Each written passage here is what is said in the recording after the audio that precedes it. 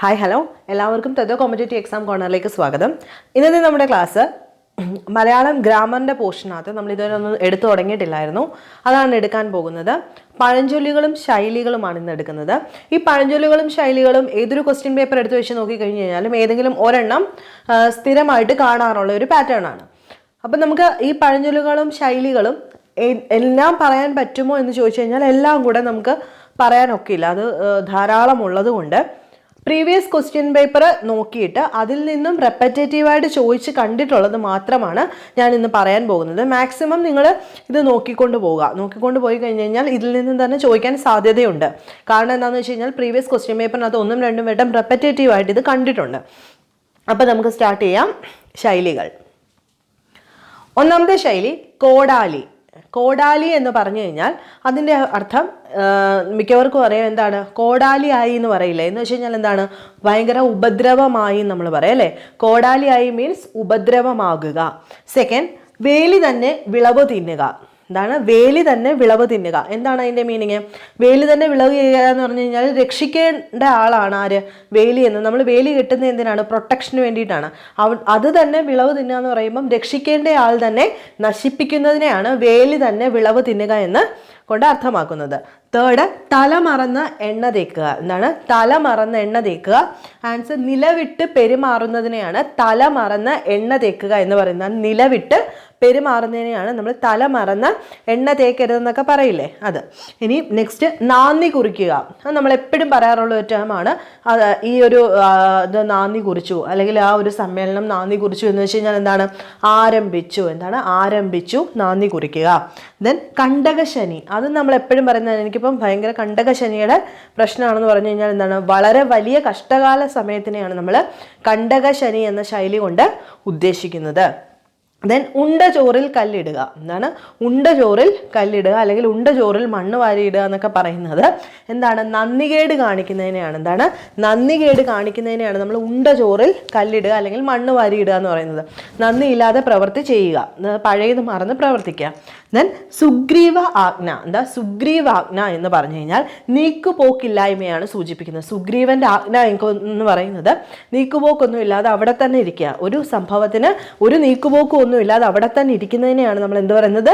സുഗ്രീവ ആജ്ഞ അല്ലെങ്കിൽ സുഗ്രീവാജ്ഞ എന്ന് പറയുന്നത്. ദെൻ തലയിൽ കയറുക. അതെപ്പോഴും നമ്മൾ പറയാറുള്ള ഒരു ടേമാണ്. എന്താ എൻ്റെ തലയിൽ കയറാൻ വരരുതെന്ന് പറയില്ലേ. എന്ന് വെച്ച് കഴിഞ്ഞാൽ എന്താണ്? അമിത സ്വാതന്ത്ര്യം എടുത്തുകൊണ്ട് വരരുത്. എന്താണ് അമിത സ്വാതന്ത്ര്യം എടുക്കുക എന്നാണ് തലയിൽ കയറാൻ വരിക എന്ന് പറഞ്ഞ ശൈലിയുടെ മീനിങ്. ദെൻ ഇരുതലമൂരി. എന്താണ് ഇരുതലമൂരി എന്ന് പറഞ്ഞു കഴിഞ്ഞാൽ ഏഷണിക്കാരൻ അല്ലെങ്കിൽ ഏഷണിക്കാരിയെ വിളിക്കുന്ന പേരാണ് ഇരുതലമൂരി എന്ന് പറയുന്നത്. ഇരുതലമൂരി ഏഷണിക്കാരൻ അല്ലെങ്കിൽ ഏഷണിക്കാരെ വിളിക്കുന്ന പേരാണ് ഇരുതലമൂരി. ദെൻ നെല്ലിപ്പടി കാണുക. എന്താണ് നെല്ലിപ്പടി കാണുക? അത് നമ്മൾ പറയാറുണ്ട്. എന്താണ് നമ്മൾ ക്ഷമയുടെ നെല്ലിപ്പടി വരെ കണ്ടു എന്ന് പറഞ്ഞു കഴിഞ്ഞാൽ എന്താണ്, അങ്ങനെ അറ്റം അടിസ്ഥാനം വരെ കാണുന്നതിനെയാണ് നമ്മൾ നെല്ലിപ്പടി കാണുക എന്ന് പറയുന്നത്. അടിസ്ഥാനം വരെ അങ്ങ് താഴെ ലെവൽ വരെ കണ്ടു എന്നുള്ളതിൻ്റെ ഒരു മീനിങ് ആണ് നെല്ലിപ്പടി കാണുക എന്ന് പറയുന്നത്. നെക്സ്റ്റ്, കായംകുളം വാള്. എന്താണ് കായംകുളം വാളിൻ്റെ പ്രത്യേകത? 2 സൈഡിലും മൂർച്ചയുള്ളതിനെയാണ് കായംകുളം വാളിൻ്റെ പ്രത്യേകത. അപ്പോൾ കായംകുളം വാൾ എന്നതുകൊണ്ട് ശൈലിയിൽ ഉദ്ദേശിക്കുന്നത് ഇരുപക്ഷത്തും നിൽക്കുക അല്ലെങ്കിൽ ഇരുപക്ഷത്തും നിൽക്കുന്നവരെയാണ് കായംകുളം വാളിൻ്റെ ജോലി ചെയ്യരുതെന്ന് പറയുന്നത്. 2 പക്ഷത്തും നിന്ന് സംസാരിക്കുന്നതിനെയാണ് കായംകുളം വാൾ കൊണ്ട് ഉദ്ദേശിക്കുന്നത്. കാരണം 2 സൈഡിലും മൂർച്ചയുള്ള വാളാണ് കായംകുളം വാൾ. ധൃതരാഷ്ട്രാലിംഗനം. അത് നമുക്കറിയാവുന്നതാണ്. എന്താണ് മനസ്സിൽ നിറച്ച് ദേഷ്യമായിരിക്കും, പക്ഷേ പുറമെ പ്രകടിപ്പിക്കുന്നത് ഭയങ്കര സ്നേഹപ്രകടനമായിരുന്നതിനെയാണ് നമ്മൾ ധൃതരാഷ്ട്രാലിംഗനം എന്ന് പറയുന്നത്. മനസ്സിൽ പക വെച്ചിട്ട് അല്ലെങ്കിൽ മനസ്സിൽ ദേഷ്യം വെച്ചിട്ട് പുറമെ സ്നേഹം പ്രകടിപ്പിക്കുന്നതിനാണ് ധൃതരാഷ്ട്രാലിംഗനം എന്ന് പറയുന്നത്. ദെൻ ഗോപി തൊടുക. അത് നമ്മൾ പറഞ്ഞിട്ടുണ്ട്. എന്താണ് ഗോപി തൊടുക? മീൻസ് വിഫലമാവുക. പ്രകൃതിയിലെ ഗോപി വരച്ചു എന്ന്, അത് വിഫലമാവുക, നടക്കാതിരിക്കുന്നതിനാണ് നമ്മൾ ഗോപി തൊടുക എന്ന് പറയുന്നത്. അഗ്നി പരീക്ഷ. അത് നമുക്കറിയാവുന്നതാണ്. എന്താണ് അതീവ ക്ലേശകരമായിട്ടുള്ള ഒരു പരീക്ഷണം കൊടുക്കുക. അതീവ ക്ലേശകരമായ ഭയങ്കര ബുദ്ധിമുട്ടുള്ള ഒരു പരീക്ഷണം കൊടുക്കുന്നതിനാണ് നമ്മൾ അഗ്നി പരീക്ഷ കൊടുക്കുക എന്ന് പറയുന്നത്. ഇനി കടലാസ് പുലി എന്ന് പറഞ്ഞു കഴിഞ്ഞാൽ എന്താണ്? പുലി ഭയങ്കര ജീവിയാണ്. അത് കടലാസ് പുലി എന്ന് പറയുമ്പോൾ എന്താണ്? നിസ്സാരനായ ഒരു വ്യക്തിയെ സൂചിപ്പിക്കാനാണ് കടലാസ് പുലി എന്ന് പറയുന്ന ആ ഒരു ശൈലി ഉപയോഗിക്കുന്നത്. ഒറ്റമൂലി, അറ്റകൈ ചെയ്യാന്ന് പറയുന്നത്, അവസാനം ഒരു ഒറ്റമൂലി അങ്ങ് പ്രയോഗിച്ചു എന്ന് പറഞ്ഞു കഴിഞ്ഞാൽ എന്താണ്? അറ്റകൈ, അവസാനത്തെ ഒരു ശ്രമം എന്നുള്ള രീതിയിലാണ് ഒറ്റമൂലി എന്ന ശൈലി കൊണ്ട് ഉദ്ദേശിക്കുന്നത്. ദെൻ ഓണം കേറാമൂല, അതെപ്പോഴും നമ്മൾ പറയാറില്ലേ, അതൊരു ഓണം കേറാമൂലയാണെന്ന് പറഞ്ഞു കഴിഞ്ഞാൽ എന്താണ്? അതൊരു കുഗ്രാമമാണ്. നമ്മൾ പറയത്തില്ല അവിടെ പോയ റേഞ്ചിൽ അവിടെ ഒരു ഓണം കേറാമൂല മീൻസ് എന്താണ്? ഒരു കുഗ്രാമത്തിനെയാണ് നമ്മൾ ഓണം കേറാമൂല, ഓണം പോലും കേറാത്തൊരു മൂല എന്ന് പറയുന്നത് കുഗ്രാമത്തിനെ സൂചിപ്പിക്കാനാണ്. ദെൻ കണ്ണടച്ച് ഇരുട്ടാക്കരുത് എന്ന് വെച്ച് കഴിഞ്ഞാൽ എന്താണ്? അറിയാത്ത ഭാവം കാണിക്കരുത്. എന്താണ്? കണ്ണടച്ചിട്ട് ഇരുട്ടാക്കരുത്.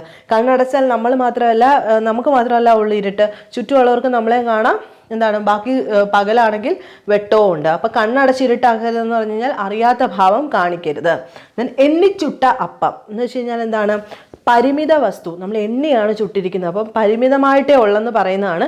എണ്ണിച്ചുട്ടപ്പം പോലെ കിട്ടിയ കാശ് എന്നൊക്കെ പറയുമ്പോൾ എന്താണ്? വളരെ പരിമിതമാണ്. ആ ലിമിറ്റഡ് ആയിട്ടുള്ള റിസോഴ്സിനെ കാണിക്കാനാണ് എണ്ണിച്ചുട്ട അപ്പം എന്ന് പറയുന്ന ശൈലി ഉപയോഗിക്കുന്നത്. ഇരുട്ടുകൊണ്ട് ഓട്ട അടയ്ക്കരുത് എന്ന് വെച്ച് കഴിഞ്ഞാൽ എന്താണ്? ഇരുട്ടുകൊണ്ട് ഓട്ട അടയ്ക്കരുത്, തൽക്കാല പരിഹാരം എന്ന് വെച്ച് കഴിഞ്ഞാൽ ഇരുട്ടുകൊണ്ട് ഓട്ട അടിച്ചു കഴിഞ്ഞാൽ അത് ഇച്ചിരി നേരത്തേക്കേ ഉള്ളൂ, എന്താണ്? മൊത്തത്തിലൊരു പരിഹാരമാകുന്നില്ല, അതൊരു താൽക്കാലികമായിട്ടുള്ളൊരു പരിഹാരമേ ആവുന്നുള്ളൂ എന്ന് കാണിക്കാനാണ് ഇരുട്ടുകൊണ്ട് ഓട്ട അടയ്ക്കരുത് എന്ന് പറയുന്നത്. ദെൻ ഉരുളയ്ക്കുപ്പേരി എപ്പോഴും ചോദിക്കാറുള്ളതാണ്. എന്താ ഉരുളയ്ക്കുപ്പേരി? തക്ക മറുപടി അപ്പം തന്നെ പറയുന്നതിനാണ് ഉരുളയ്ക്ക് ഉപ്പേരി എന്ന് പറയുന്നത്. ഓക്കെ, ഇനി ബേർഡ്സ് ഐ വ്യൂ, അത് ചോദിച്ച് ഈ ലേറ്റസ്റ്റ് ആയിട്ടൊക്കെ ചോദിച്ചു കണ്ടിട്ടുണ്ട്. ബേർഡ്സ് ഐ വ്യൂ എന്ന് പറഞ്ഞു കഴിഞ്ഞാൽ വിഹഗ വീക്ഷണത്തിനെയാണ് ബേർഡ്സ് ഐ വ്യൂ എന്ന് പറയുന്ന ശൈലി കൊണ്ട് സൂചിപ്പിക്കുന്നത്. ഇനി ബ്രൂട്ട് മജോറിറ്റി എന്ന് വെച്ച് കഴിഞ്ഞാൽ എന്താണ്? ബ്രൂട്ട് മജോറിറ്റി എന്ന ശൈലി കൊണ്ട് ഉദ്ദേശിക്കുന്നത് മൃഗീയ ഭൂരിപക്ഷം എന്നാണ്. എന്താണ് ബ്രൂട്ട് മജോറിറ്റി? മൃഗീയ ഭൂരിപക്ഷം എന്നാണ്. അപ്പം ലേറ്റസ്റ്റ് ആയിട്ട് ചോദിച്ചിട്ടുള്ളതും ചോദിക്കാൻ സാധ്യതയുള്ളതുമായിട്ടുള്ള റെപ്പറ്റേറ്റീവ് ആയിട്ട് ചോദിച്ചിട്ടുള്ളതാണ്. നിങ്ങൾ വേണമെങ്കിൽ ഒന്ന് നോട്ട് ചെയ്ത് വെച്ചോ.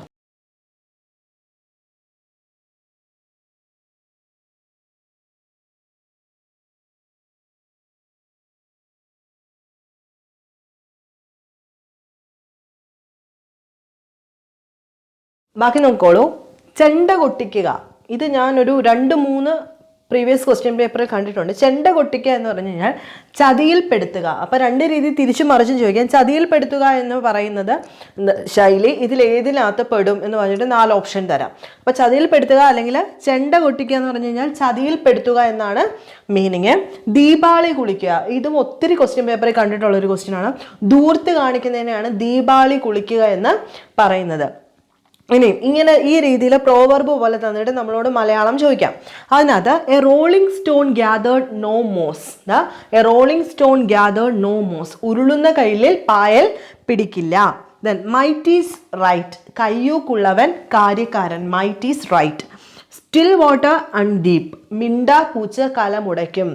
സ്റ്റിൽ വാട്ടർ അൺഡീപ്പ്, മിണ്ടാ പൂച്ച കലമുടയ്ക്കും. All that glitters is not gold, എപ്പോഴും ചോദിക്കുന്നതാണ്, എല്ലാവർക്കും അറിയാവുന്നതാണ്. മിന്നുന്നതെല്ലാം പൊന്നല്ല. ലുക്ക് ബിഫോർ യു ലീപ്പ്, ഇരുന്നിട്ട് വേണം കാല് നീട്ടാൻ. എന്താണ്? ലുക്ക് ബിഫോർ യു ലീപ്പ്, ഇരുന്നിട്ട് കാല് നീട്ടുക. Then prevention is better than cure, എപ്പോഴും പറയാറുള്ളതാണ്, സൂക്ഷിച്ചാൽ ദുഃഖിക്കേണ്ട. Then wash dirty linen in public, എന്താണ്? Wash dirty linen in public, വിഴുപ്പലക്കുക, അതാണ് meaning. Barking dog seldom bite, അത് നമുക്കറിയാം. എന്താ? കുരയ്ക്കും പട്ടി കടിക്കില്ല. മിസ്ഫോർച്യൂൺ നെവർ കം എലോൺ, എന്താണ്? നിർഭാഗ്യം വരുമ്പോൾ ഒറ്റയ്ക്ക് വരില്ല എന്ന് പറയുന്നത്. ആപത്ത് വരുമ്പോൾ കൂട്ടത്തോടെ. Slow and steady win the race എന്ന് വെച്ച് കഴിഞ്ഞാൽ എന്താണ്? പയ്യെ തിന്നാൽ പനയും തിന്നാം. Slow and steady win the race. Why paint lily, why paint lily എന്ന് വെച്ച് കഴിഞ്ഞാൽ പൊന്നുംകുടത്തിന് എന്തിനാ പൊട്ട്, അതാണ് meaning. As you sow shall you reap, വിതച്ചതേ കൊയ്യൂ. Borrowed garment never fit, borrowed garment never fit എന്ന് വെച്ച് കഴിഞ്ഞാൽ ഏച്ച് കെട്ടിയാൽ മുഴച്ചിരിക്കും. Much ado bet about nothing, കാള ബെറ്റ് എന്ന് കേൾക്കുമ്പോൾ കയറെടുക്കരുത്. To go through fire and water, നമ്മൾ എപ്പോഴും പറയുന്നത് to go through fire and water, ചെകുത്താനും കടലിനും നടുക്ക്. അപ്പം ഇതും എപ്പോഴും ചോദിച്ച് കാണാറുള്ള കുറച്ച് സെലക്ട് ചെയ്താണ്, നോട്ട് ചെയ്തോളൂ.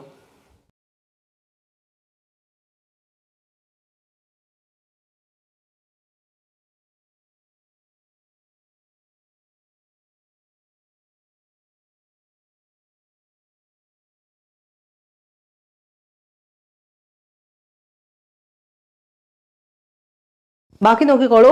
ഡയമണ്ട് കട്ട് ഡയമണ്ട് എന്താണ്? ഡയമണ്ട് കട്ട് ഡയമണ്ട് എന്ന് വെച്ചാൽ മുള്ളിനെ മുള്ളുകൊണ്ട് തന്നെ എടുക്കുക. അപ്പോൾ ഞാനൊരു കാര്യം പറഞ്ഞോട്ടെ, ഇതിനകത്ത് ചിലതൊക്കെ കാണുമ്പോൾ നമുക്ക് ഇതൊക്കെ തന്നെ ആണോ എന്നൊരു ഡൗട്ട് തോന്നാം അല്ലേ. അപ്പോൾ പെട്ടെന്ന് കിട്ടിയെന്ന് വരത്തില്ല, അതുകൊണ്ട് വായിച്ചുകൊണ്ട് തന്നെ പോകാം. റെപ്പറ്റേറ്റീവായിട്ട് ചോദിച്ചിട്ടുള്ളതുകൊണ്ട് ചോദിക്കാൻ സാധ്യതയുള്ളൂ. One swallow does not make a summer. ഒരു കോഴി കൂവിയത് കൊണ്ട് നേരം വെളുക്കില്ല. Measure is treasure. ആറ്റിൽ കളഞ്ഞാലും അളന്ന് കളയണം. The pen is mightier than sword. എന്താണ്? ഒരു പടവാളിന് ചെയ്യാൻ കഴിയുന്നതിലും കൂടുതൽ ആർക്ക് ചെയ്യാൻ പറ്റും? ഒരു തൂലികയ്ക്ക് ചെയ്യാനായിട്ട് പറ്റും. Practice make perfect. അപ്പം പ്രാക്ടീസ് ചെയ്ത് കഴിഞ്ഞാലേ പെർഫെക്ഷൻ വരൂ എന്നാണ് ഉദ്ദേശം. അപ്പം നിത്യാഭ്യാസി ആനയെ പൊക്കും അല്ലെങ്കിൽ എടുക്കും. അപ്പം ആ ഓപ്ഷൻ നോക്കിയിട്ട് വേണം നിങ്ങൾ ചെയ്യാൻ. ഓപ്ഷനകത്ത് അപ്പം നമ്മൾ നോക്കും പ്രാക്ടീസ് മേക്ക് പെർഫെക്റ്റ്. പ്രാക്ടീസ് ചെയ്യുന്നവൻ എന്താണ്? പെർഫെക്റ്റ് ആവും. അങ്ങനെയാണ് നമ്മൾ വിചാരിക്കുന്നത്. അപ്പോൾ ആ ഓപ്ഷൻ നോക്കിയിട്ട് കൃത്യമായിട്ട് ഇതിനോട് സാമ്യം വരുന്ന ചൊല്ല് വേണം എഴുതാൻ. നിത്യാഭ്യാസി ആനയെ എടുക്കും. Distant drum sound well. Distant drum sound well. ദൂരെ നിൽക്കുന്ന ഡ്രം നന്നായിട്ട് കേൾക്കാൻ പറ്റും. മീൻസ് അക്കരെ പച്ച അല്ലേ. എന്ന് വെച്ച് കഴിഞ്ഞാൽ അക്കരെ നിൽക്കുമ്പോൾ ഇക്കരെ പച്ച, അതാണ് ഉദ്ദേശിക്കുന്നത്. Wall have ears. ഭിത്തിക്ക് ചെവിയുണ്ട് എന്നാണ് മീനിങ്. പക്ഷെ എന്താണ്? അരമന രഹസ്യം അങ്ങാടി പാട്ട്.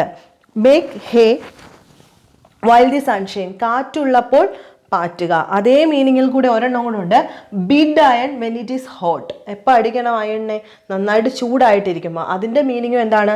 കാറ്റുള്ളപ്പോൾ പാറ്റുക. കാറ്റ് വരുമ്പോൾ പാറ്റി കഴിഞ്ഞ് കഴിഞ്ഞാൽ പെട്ടെന്ന് അതിനകത്തെ അഴുക്കുകളെല്ലാം പോകുന്ന meaning. Empty vessel make much noise. മച്ചാണ് മച്ച് നോയ്സ്. നിറകുടം തുളുമ്പില്ല. ഇത് രണ്ടിടത്ത് ചോദിച്ചു കണ്ടിട്ടുണ്ട്. Empty vessel make much noise. നിറകുടം തുളുമ്പില്ല. Then too many look spoil broth. ആള് കൂടിയാൽ പാമ്പ് ചാവില്ല. Then beggars cannot be choosers. Beggars cannot be choosers. ദാനം കിട്ടിയ പശുവിൻ്റെ പല്ലെണ്ണരുത്. Familiarity breeds contempt. മുറ്റത്തെ മുല്ലയ്ക്ക് മണമില്ല. Where shall the ox go? He must labour.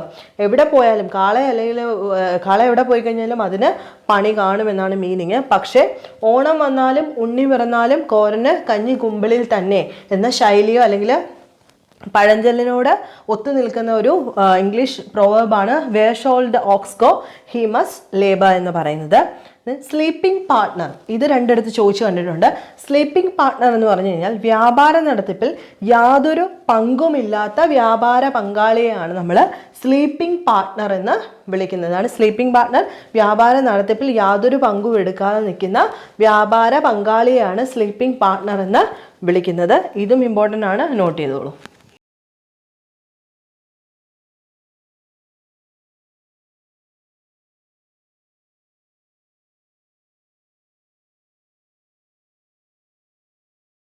അപ്പോൾ റെപ്പറ്റേറ്റീവായിട്ട് ചോദിച്ചിട്ടുള്ള കുറേ ശൈലികളും പഴഞ്ചൊല്ലുമാണ് നമ്മൾ പറഞ്ഞത്.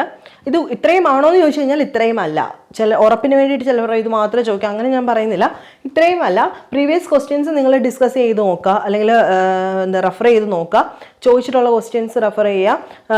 എന്താണ് അവിടുന്ന് ഇവിടെ നിന്നൊക്കെ കിട്ടുന്ന ക്വസ്റ്റ്യൻ പേപ്പറുകളൊക്കെ കളക്ട് ചെയ്ത് ജസ്റ്റ് മലയാളം ഇതിനകത്ത് ശൈലികൾ പഴഞ്ചൊല്ലുകൾ എന്തൊക്കെയാണ് ചോദിക്കുന്നത്, ഏതെങ്കിലും ഒരെണ്ണമെങ്കിലും ചോദിച്ച് കാണാറുണ്ട്, അതൊന്ന് ജസ്റ്റ് ഒന്ന് റെഫർ ചെയ്യുക. ഇതിൽ കൂടുതലുണ്ടെന്നുണ്ടെങ്കിൽ നിങ്ങൾ ഓരോ ഇപ്പോൾ ഏത് ഒരു നോട്ട് എഴുതുമ്പോഴും നിങ്ങളൊരു കാര്യം ശ്രദ്ധിക്കേണ്ടതെന്ന് വെച്ച് കഴിഞ്ഞാൽ, ഇപ്പോൾ ഏതെങ്കിലും ഒരു സബ്ജക്റ്റ് എടുത്തു, ഇപ്പോൾ സിവിക്സോ അല്ലെങ്കിൽ എക്കണോമിക്സോ മാത്സോ അങ്ങനെ എന്തെങ്കിലും എടുത്തു, ഒരു ടോപ്പിക്ക് പഠിച്ചു, അത് ആരുടെയെങ്കിലും വീഡിയോ അല്ലെങ്കിൽ ക്ലാസ്സോ കണ്ടിട്ടായിരിക്കും നിങ്ങൾ പഠിക്കുന്നത്.